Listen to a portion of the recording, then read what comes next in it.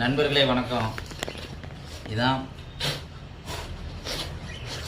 நம்ம அழகான ஒரு பட்டை செய்ய போகிறோம். பட்டை செஞ்சு அதில் எப்படின்னு சாப்பிட போகிறோம்.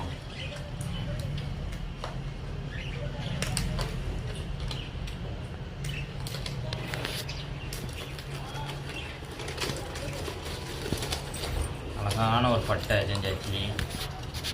இதில் நல்ல அழகாக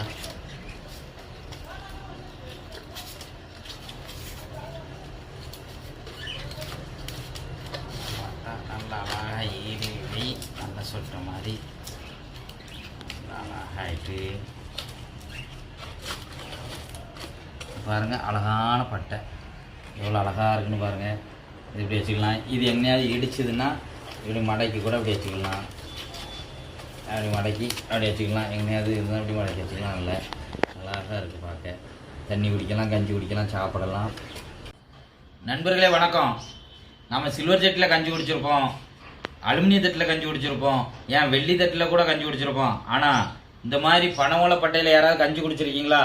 ஐயய்ய என்ன டேஸ்ட்டு! குடிச்சு பாருங்கள். அது இன்னும் ஒரு ரவுண்டு சாப்பிடலாம் போல் இருக்கும். வாவ், மனமும் ருசியும் என்ன டேஸ்ட்டு! அழகா ஆகா ஆகா வேற லெவல். கத்திரிக்காய் கூட்டும் பழைய கஞ்சியும் பட்டையில் சாப்பிட்டா அதனோட ருசியே ருசி. வா